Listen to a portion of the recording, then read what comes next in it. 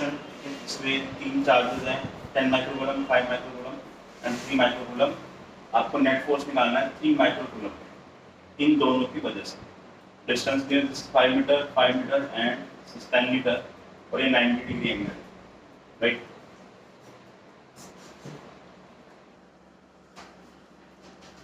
यहाँ पर जो F5 है, यहाँ पर F5 कितना होगा, इसके और इसके बीच में फोर्स दिया जाएगा K × 3 × 5 × 10⁻⁻² डिवाइड बाय ये डिस्टेंस जो है ये √125 है। F10 कितना हो जाएगा, K × 3 × 10 × 10⁻² on 125, और cos 2 थीटा की वैल्यू आप यहाँ से निकाल लो, राइट। ठीक है, cos थीटा यहाँ पर हमारे पास कैसे आ गया। अब देखो एक चीज और है, स्टूडेंट को एक कंफ्यूजन होता है, सभी बच्चे तो देखो ये जो राइट एंगल ट्राइंगल है इसमें हम बेस कौन सा है और परपेंडिकुलर कौन सा है ये कैसे पहचानते हैं। Just raise your hand. ये राइट एंगल ट्राइंगल है,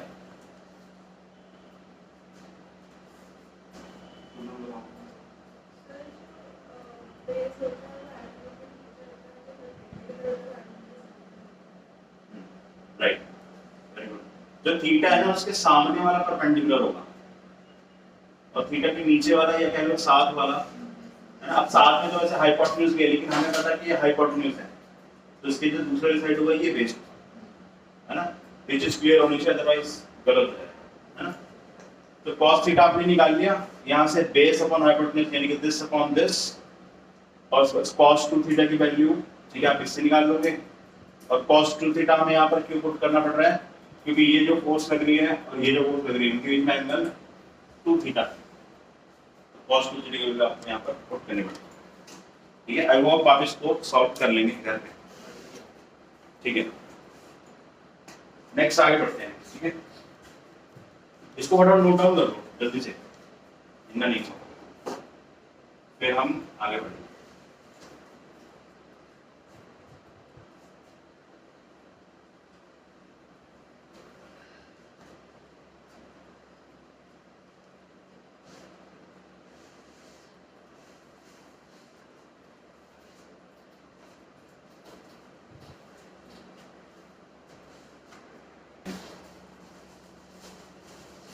नेक्स्ट टॉपिक हमारा है इलेक्ट्रिक फील्ड लाइंस। हमने कर लिया था इलेक्ट्रिक फील्ड लाइंस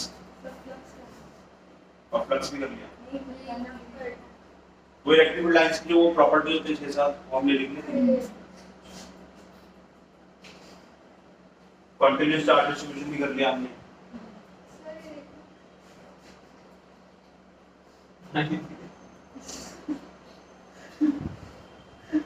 तो इतना नहीं भरना होता ना कि हाथ उसमें खर्च हो।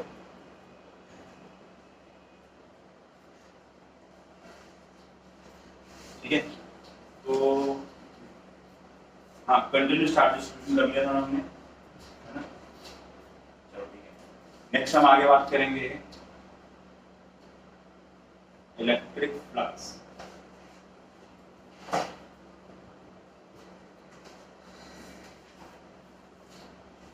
What is flux? Any idea?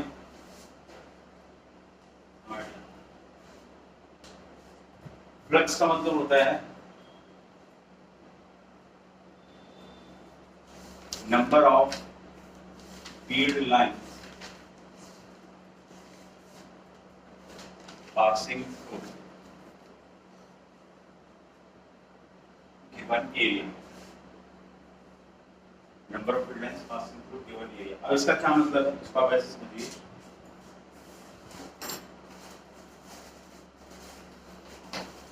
Study material किसको नहीं मिला था,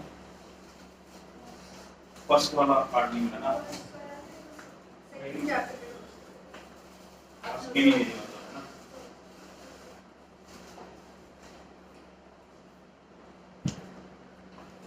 देखो फर्स्ट वाला नहीं मिला, मैं आपसे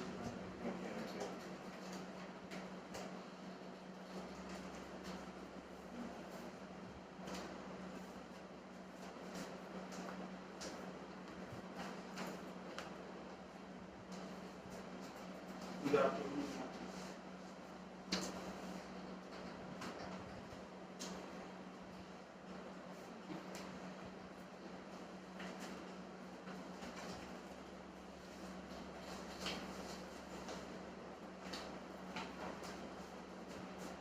ये वाला मिला आपको, यही है। आपको बाकी सबको मिल रखा है ना?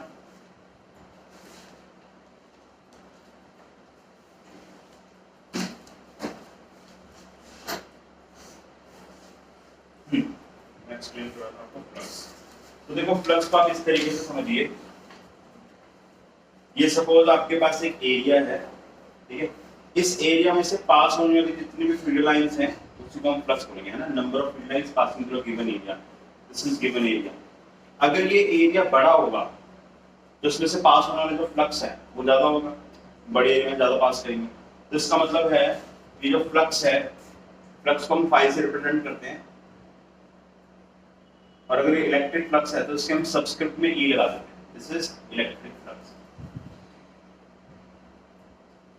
और इलेक्ट्रिक फ्लक्स की डेफिनेशन क्या होगी? Number of electric field. हाँ, number of electric field lines, यहाँ पर इलेक्ट्रिक वर्ड लिख देंगे, बाकी पूरा सेम। तो ये जो फ्लक्स है, electric flux, it is directly proportional to area of the surface. जिस सरफेस में से पास हो रहा है उसका अगर एरिया बड़ा होगा तो फ्लक्स ज्यादा पास करेगा उसमें से, ठीक है। दूसरी बात, अगर फील्ड लाइंस हमारी मान लो इस एरिया में से मान लो 1 2 3 4 5 6 7 8 9 ऐसे 9 फील्ड लाइंस पास हो रही है ना, ये जो डॉट्स लगाए हैं, तो इसका फ्लक्स हो जाएगा 9, राइट। लेकिन अगर यहाँ पर जो इलेक्ट्रिक फील्ड लाइंस है, अगर ये नजदीक नजदीक हुई, कंजस्टेड, तो इसमें ज्यादा पास करेंगे, है ना। और नजदीक नजदीक कंजस्टेड इलेक्ट्रिक फील्ड लाइंस कब होती है? जब स्ट्रॉन्ग इलेक्ट्रिक फील्ड होती है ना। स्ट्रॉन्ग इलेक्ट्रिक फील्ड लाइंस मतलब वो कंजस्टेड होगी, थोड़ा नजदीक नजदीक, है ना। ये हमने आई थिंक जो लिखी थी इलेक्ट्रिक फील्ड लाइंस, इसमें मैंने आपको ड्रॉ भी करके बताया था। ये स्ट्रॉन्ग इलेक्ट्रिक फील्ड लाइंस होंगी और ये वीक होगी, ठीक है। तो इसका मतलब है this flux is also directly proportional to electric field. जितनी ज्यादा स्ट्रॉन्ग इलेक्ट्रिक फील्ड होगी उतना ज्यादा फ्लक्स होगा, ठीक है। इसको नोट डाउन करो जरा, नोट इट डाउन।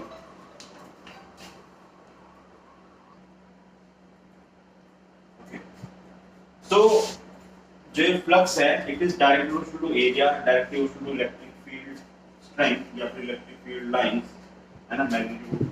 अब थर्ड पॉइंट जो है वो ये है कि अगर हमने इस एरिया को थोड़ा सा रोटेट कर दिया, तो यहाँ से जो इलेक्ट्रिक फील्ड लाइंस पास कर रही थी, अब आपने रोटेट कर दिया, अब ये बाहर लगी है, समझ रहे हो, पहले ऐसे थी, ठीक है, अब आपने रोटेट कर दिया, अब ये बाहर है।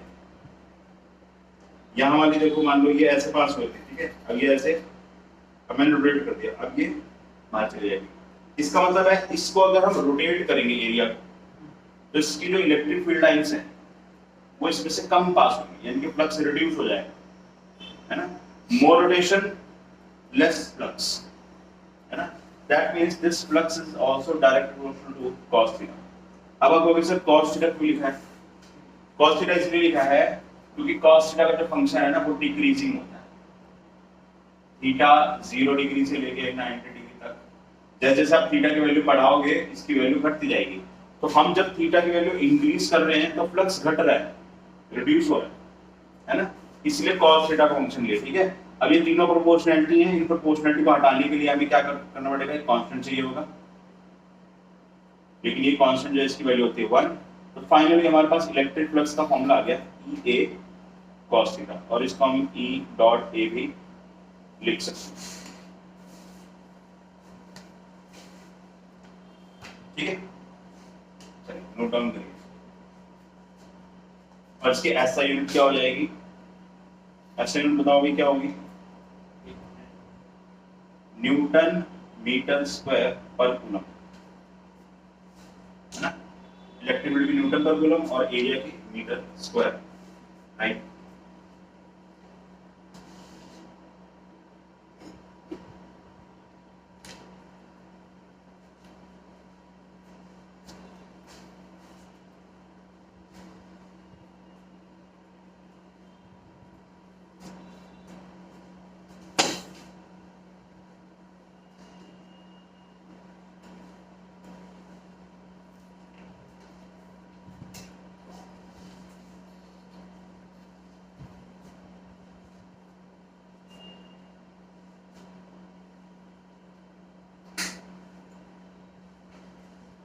ठीक है।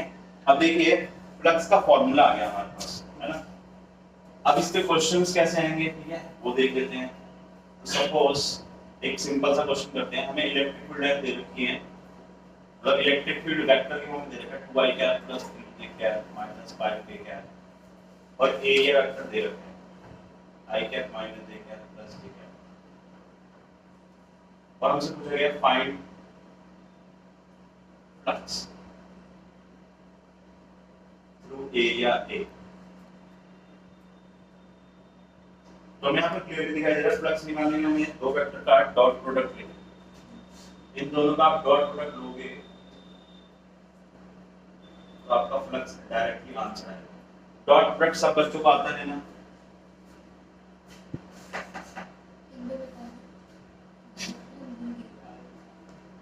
आई का आपके दोनों को मल्टीप्लाई करते हैं तो जी का आपके दोनों को मल्टीप्लाई करते हैं, वही है ना। आई वाला आई से मल्टीप्लाई करना है, जे वाला जे से और के वाला के से, और सबको साइन के अकॉर्डिंग ऐड या सब्ट्रैक्ट करते हैं, और उसमें आई जे के नहीं आएंगे क्या, ठीक है। चलो फटाफट कैलकुलेट करके बताओ मुझे क्या आएगा। -6 आ रहा है। -6 तो हो जाएगा 2 into 1 3 into -1 -5 into 1 2 -3 -5 -6 Newton metre square पर कूलम। ये आपका फ्लक्स आ रहा है, इलेक्ट्रिक फ्लक्स। और सपोज आपको क्वेश्चन में बोल दिया गया है find angle between electric field and area vector. Find angle between electric field and area vector in above question.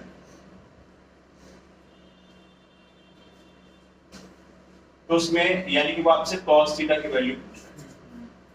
Theta निकालना है, मतलब चाहे cos थीटा निकाल दो चाहे sin थीटा निकाल दो, लेकिन cos थीटा निकालना थोड़ा आसान होता है। तो cos थीटा जो है वो हम कैसे निकालेंगे? हाँ, ये हमारे पास जो फॉर्मूला है, ठीक है, इसमें मुझे cos थीटा की वैल्यू चाहिए थी, क्या हो जाएगा 5e divide by EA।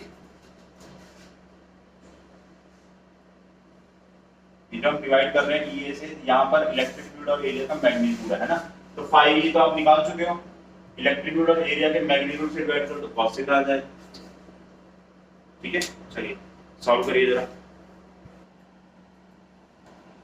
So this is the solution of the question, जिसमें हमें एक तो फ्लक्स निकालना था और cos थीटा निकालना था, राइट। आगे बढ़ते हैं। तो अब ये जो इलेक्ट्रिक फ्लक्स वाले क्वेश्चन है ना, इसमें एरिया वेक्टर बहुत इंपॉर्टेंट रोल प्ले करता है, वो मैं आपको एक्सप्लेन कर देता हूँ। What is area vector? कोई बताना चाहेगा कि एरिया वेक्टर क्या होता है?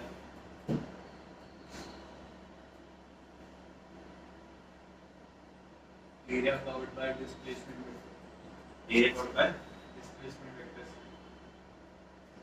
और कोई बच्चा?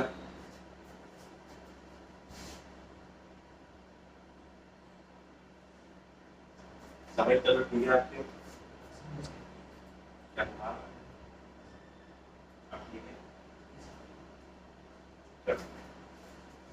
एरिया वेक्टर जो है, देखो सिंपल सी बात है, एरिया आपने बचपन से पढ़ा होगा, आपने छोटी क्लास में ये नहीं पढ़ा होगा कि ये वेक्टर भी होता है।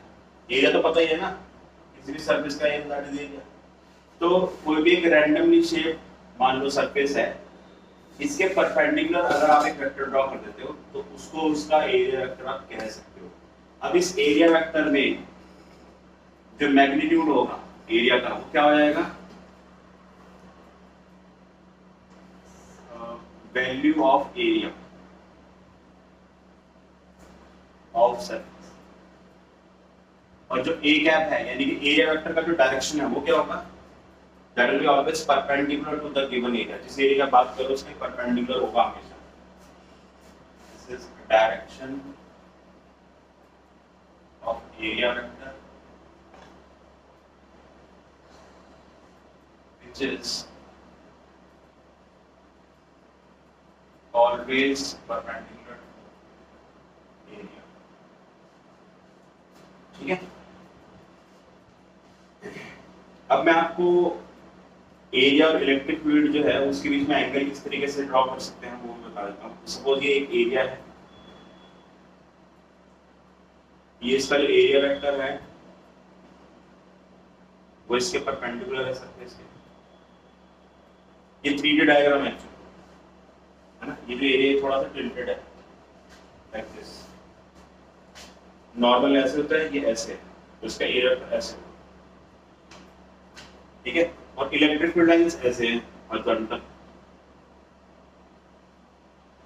तो इस सरफेस का, ये सरफेस के परपेंडिकुलर एरिया वेक्टर, ठीक है, इसका जो एरिया वेक्टर है और इलेक्ट्रिक फील्ड अगर उसके बीच में एंगल थीटा है ना, ये इलेक्ट्रिक फील्ड लाइंस है, तो फ्लक्स जो है वो क्या लिखते हैं, E A cos थीटा। अब आपके मन में एक डाउट आ रहा होगा कि हम ये E A cos थीटा वाला कब लगाएंगे फॉर्मूला, हमने तो डायरेक्ट डॉट प्रोडक्ट लगा दिया। हाँ राइट, ये वाला फॉर्मूला आपने कब लगाना है, when magnitudes are directly given for electric field area and angle is given, तब आप करना है ना। और डॉट प्रोडक्ट वाला डायरेक्ट डॉट प्रोडक्ट लिख के हम ये कर रहे हैं, ये वाला हमने किया है, ये कब करना है, जब वेक्टर फॉर्म में आपको दिया हुआ है ना, ये इस तरीके से वेक्टर फॉर्म में, ठीक है ना। चलिए इसको नोट डाउन करिए फटाफट पे।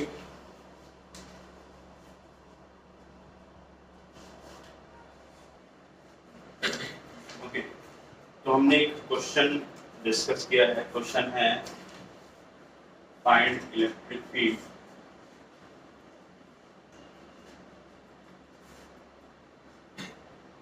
passing to given area।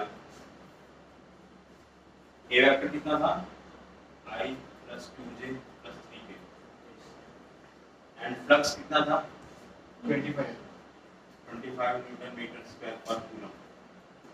तो जो फ्लक्स है वो होता है E डॉट ए। अब E डॉट ए होता है तो इस E डॉट ए को हम इस तरीके से लिख सकते हैं, EX AX EY AY EZ AZ। ये कहाँ से आया है, ये भी मैं आपको बताता हूँ। इलेक्ट्रिक फील्ड अगर वेक्टर ले रहे हैं AX I cap EY J cap EZ K cap, अब एरिया वेक्टर है AX I cap AY J cap AZ K cap, ठीक है। तो ये जो दोनों वेक्टर फॉर्म में दिए हुए हैं IJ के फॉर्म में, ठीक है, इसमें हमने इसका डॉट प्रोडक्ट लिया। डॉट प्रोडक्ट कैसे लेते हैं, x वाला x से, y वाला y से और z वाला z से, उनको मल्टीप्लाई करके ऐड करना है, तो वो हमने यहाँ पे किया, ठीक है। अब क्वेश्चन में दिया हुआ है कि इसका y कंपोनेंट 0 है और z कंपोनेंट 0, यानी कि सिर्फ EX बचा, तो ये वाला टर्म 0 हो गया, ये वाला टर्म 0 हो गया, तो फाई हमारा है 25, EX हमें निकालना है, एरिया जो है उसमें जो AX है वो 1, सिमिलरली EX की वैल्यू कितनी आ गई 25, हमारा आंसर है 26 न्यूटन पर coulomb, right. This was the simple question. एक और क्वेश्चन करते हैं जो कि आपकी NCERT में दिया हुआ है और आपका ये IIT मेंस में भी आ चुका है, ठीक है। वो क्वेश्चन हम देख रहे हैं फ्लक्स से रिलेटेड।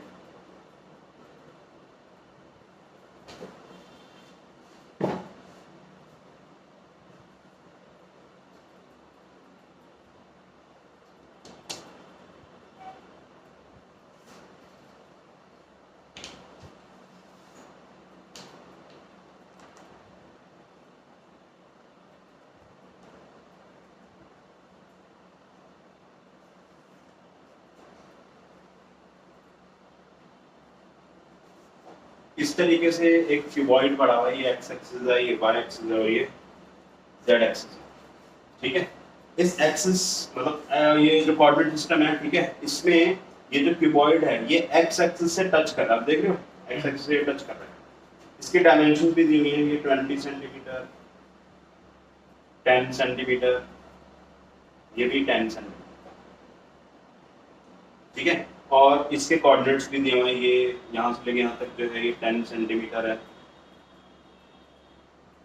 ये 20 है तो ये भी 20 होगा, है ना।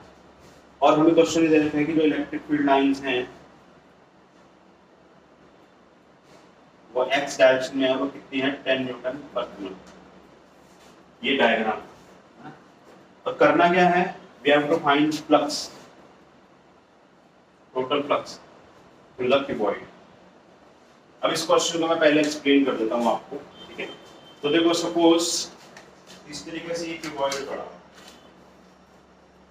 है ना, और इलेक्ट्रिक फील्ड ऐसे आ गई, इलेक्ट्रिक का जो एरो का डायरेक्शन है वो इधर पर। तो जो क्यूबॉइड होता है उसके 6 फेसेस होते हैं, 1 2 3 4 5 6, 6 फेसेस हैं। इधर देखो, ये जो 6 फेसेस हैं, ठीक है, इन 6 फेसेस में से एक ये वाला जो सरफेस है, ठीक है, इसका एरिया वेक्टर ऐसे होगा। अगर डिस्कस किया था ना, जो सरफेस है वो उसके परपेंडिकुलर होगा, तो ये एरिया वेक्टर परपेंडिकुलर हो गया। और इलेक्ट्रिक फील्ड ऐसे है, दोनों इसमें एंगल कितना हुआ, 90 डिग्री, है ना। इलेक्ट्रिक फील्ड इधर को है, एरिया वेक्टर ऐसे। तो जो टॉप वाला सरफेस है उसका फ्लक्स हो जाएगा 0, क्योंकि फ्लक्स में EA cos थीटा होता है, और अगर थीटा 90 डिग्री हुआ तो फ्लक्स 0 हो जाएगा, है ना। यहाँ पे मैं डायग्राम पे ड्रॉ कर देता हूँ, एरिया वेक्टर ऐसे है और इलेक्ट्रिक फील्ड इधर को है, तो ये 90 डिग्री होगा। इसका जो फ्लक्स है वो 0 आ गया इस सरफेस। सिमिलरली अब नीचे वाली सरफेस की बात करें, अभी नोट मत करिए, इधर देखो, अब नीचे वाली सरफेस का एरिया वेक्टर ऐसे है और इलेक्ट्रिक फील्ड इस डायरेक्शन, तो उसका भी थीटा 90 डिग्री हो गया, तो उसका भी फ्लक्स 0 हो गया। तो ये जो नीचे वाली सरफेस है इसका जो फ्लक्स है वो भी 0 हो जाएगा।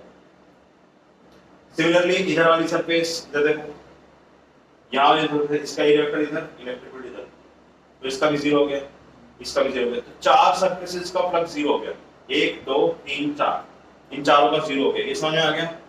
अब बची ये वाली सरफेस और ये वाली सरफेस।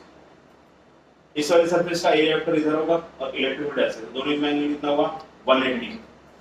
तो इसका जो फ्लक्स आप लिखोगे इस सरफेस का, ये हो जाएगा EA cos 180, क्योंकि एरिया वेक्टर उधर का और इलेक्ट्रिक फील्ड इधर। और ये वाला जो एरिया है इसका एरिया वेक्टर इधर और इलेक्ट्रिक फील्ड इधर, दोनों में एंगल कितना हुआ, 0। इसका जो फ्लक्स है वो कितना आ जाएगा, EA cos 0 डिग्री, ठीक है। तो हम फाइनल आंसर लिख रहे हैं, phi net flux of the left side, flux of the right side. बाकी जो चारों सरफेस है 1 2 3 4, इनका सबका 0 आ रहा है, क्योंकि एरिया पर इलेक्ट्रिक फील्ड में एंगल कितना है, 90 डिग्री, cos 90 0 होता है। तो इसलिए हमने सिर्फ 2 सरफेसेस का फ्लक्स लिख रहे हैं। लेफ्ट वाले का है EA cos 180 कितना होता है, -1, जाएगा EA cos 0 डिग्री, तो EA cos 180 is -1, cos 0 degree is 1, answer is 0। इस डिवाइड में से 5 होने वाला जो फ्लक्स है क्या आ रहा है, 0। लेकिन ये याद रखिए कि जरूरी है कि हर बार 0 आए, इस सिचुएशन में 0 आ रहा है, ठीक है। और एक और इंपॉर्टेंट बात मैं आपको बता देता हूँ, for any enclosed surface, if electric field is uniform, अगर इलेक्ट्रिक फील्ड यूनिफॉर्म है, यूनिफॉर्म मतलब कांस्टेंट है, then flux through enclosed surface will always be 0.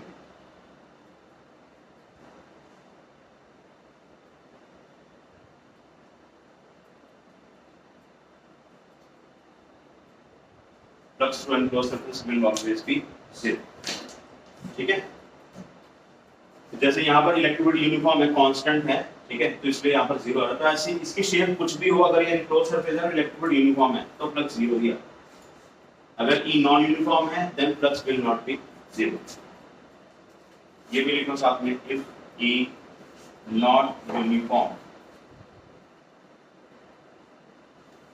Then phi not.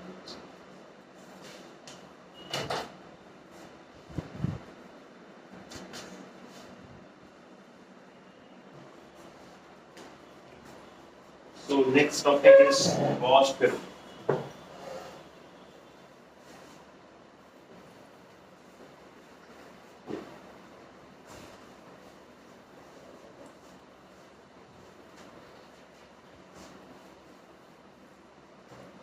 Next is Gauss's law.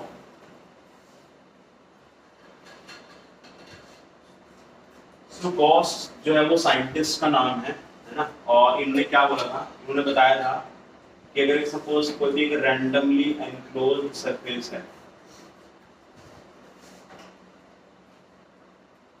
Enclosed surface, ठीक है, इस enclosed surface के अंदर एक क्यू चार्ज पड़ा था, राइट, और हमें इस क्यू चार्ज की वजह से फ्लक्स कैलकुलेट करना है। फ्लक्स का मतलब क्या होता है, number of field lines passing through given area. तो ये जो एनक्लोज्ड एरिया है, इसमें से इस चार्ज की जो इलेक्ट्रिक लाइंस पास होगी वो कितनी है, हमें ये कैलकुलेट करना है, वही फ्लक्स होता है। बट प्रॉब्लम ये है कि जो सरफेस है ये पूरी एनक्लोज्ड है, तो हम कैलकुलेशंस कैसे करेंगे, वो चार्ज अंदर पड़ा हुआ है ना। तो इस प्रॉब्लम को सॉल्व करने के लिए गॉस ने क्या बोला कि कोई भी अगर एक एनक्लोज सरफेस है, उस एनक्लोज सरफेस में से पास होने वाला जो टोटल फ्लक्स है, it will be 1 upon epsilon naught times the charge enclosed in it.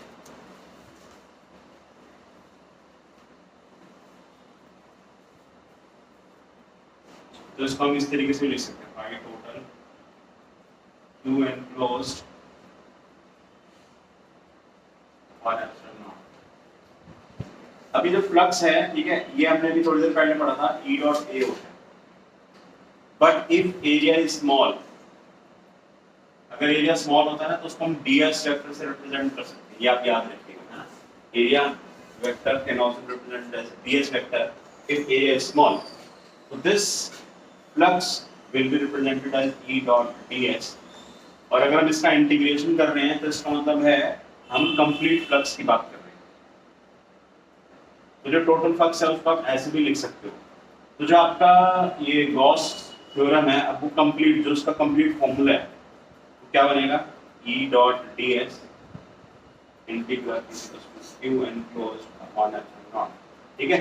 और क्योंकि यहाँ पर एनक्लोज सरफेस की बात हो रही है, तो मैथमेटिक्स में ये रूल है, अगर आप इंटीग्रेशन कर रहे हो, जिस भी पाथ पे इंटीग्रेशन कर रहे हो, अगर वो पाथ क्लोज्ड है, तो आपको यहाँ पर एक सर्कल लगाना पड़ेगा,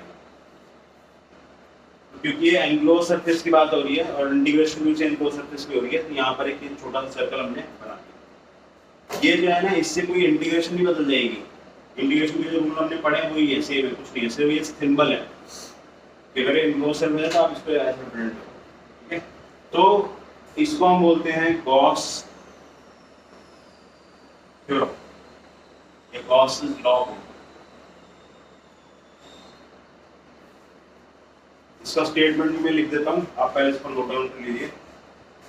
स्टेटमेंट इसका मैं यहाँ पर लिख रहा हूँ,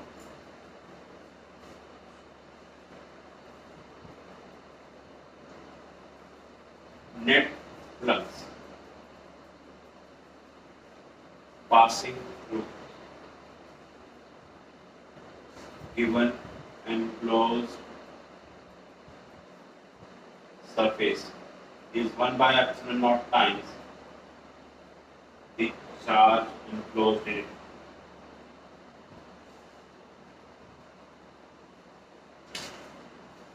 One by epsilon naught times charge enclosed in it.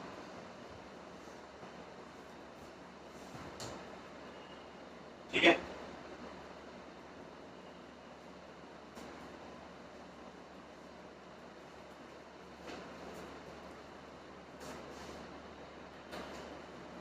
Next, application of Gauss law.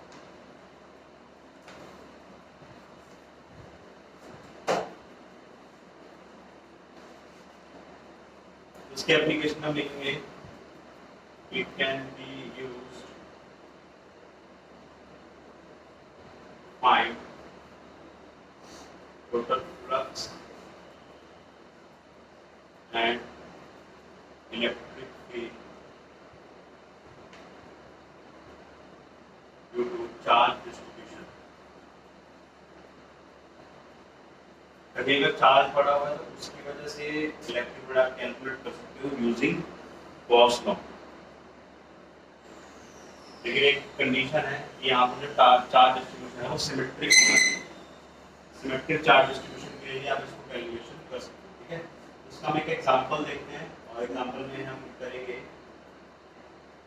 Electric field point charge at distance r.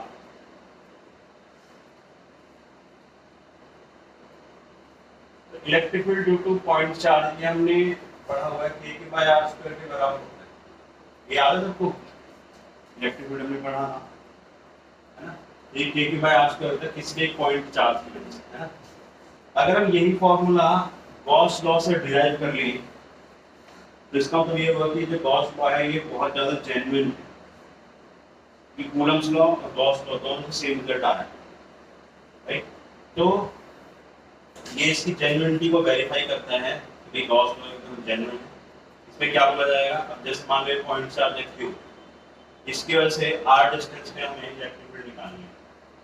तो याद रखिए जब भी आप गॉस थ्योरम लगाएंगे, ये गॉस लॉ लगाएंगे और आपको किसी एक पॉइंट पर इलेक्ट्रिक फील्ड निकालनी है, इस पॉइंट पर हमें निकालनी है, तो ये जो इलेक्ट्रिक फील्ड है इसको निकालने के लिए जिस पॉइंट पर इलेक्ट्रिक फील्ड निकालनी है वहां पर आप गॉसियन सरफेस बनाओगे। ये जो हमने बनाया इसको हम क्या बोलते हैं? Gaussian surface. गॉसियन सरफेस का जो शेप है वो इस बात पर डिपेंड करेगा कि ये पॉइंट चार्ज है या लीनियर चार्ज है, ठीक है? तो अभी फिलहाल आपको क्या याद रखना है कि अगर पॉइंट चार्ज है तो उसका जो गॉसियन सरफेस है वो क्या होगा? स्फेरिकल, याद रखना है, ठीक है? तो हमने लिख लिया। अब हम गॉस थ्योरम लगा रहे हैं, E dot ds integral q enclosed upon epsilon. q enclosed का मतलब है कि ये जो हमने गॉसियन सरफेस बनाया है इसके अंदर चार्ज एनक्लोज कितना है। तो आप मुझे बताइए ये जो हमने बना रखा है r डिस्टेंस पे गॉसियन सरफेस, इसके अंदर एनक्लोज चार्ज कितना है? q। q enclosed की जगह आ जाएगा q एप्सिलॉन नॉट। और हम ये जो गॉस लॉ अप्लाई करते हैं ये सिमेट्रिक चार्ज डिस्ट्रीब्यूशन के लिए होता है। उस केस में E यूनिफॉर्म होता है, E यूनिफॉर्म का मतलब कांस्टेंट, तो इसको आप बाहर निकाल लोगे इंटीग्रेशन से। तो बच्चा ये एक्सप्रेशन, इस एक्सप्रेशन को देख के आपको टेंशन में नहीं आना है, फिर बच्चे सब टेंशन में आएंगे ये ds का इंटीग्रेशन करना पड़ेगा। यहाँ पर आपको इंटीग्रेशन नहीं करना है, यहाँ पर आपको बस सरफेस एरिया लिखना है किसका? Surface area of Gaussian surface. जैसे यहाँ पर सरफेस एरिया किसका लिखेंगे हम?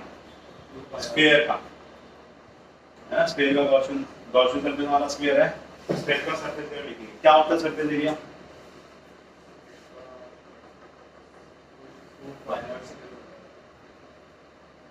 कितना जो होता है 4 पाई r स्क्वायर होता है। कितने बच्चे बोलते हैं 2 पाई r स्क्वायर होता है? कितने बच्चे बोलते हैं 2 पाई r?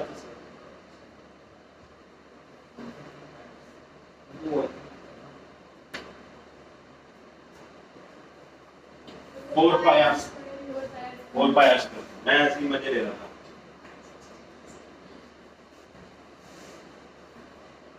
ठीक है? तो surface area of sphere 4 pi r square, तो ये इस टर्म को नीचे ले जाएंगे, तो जाएगा q upon 4 pi epsilon not r square. अगर आप ध्यान से देखो तो ये यही वाला एक्सप्रेशन बन गया, है ना? क्योंकि 1/4 पाई एप्सिलॉन नॉट को आप ये लिख सकते हो। तो this is very genuine, right? Note down करिए।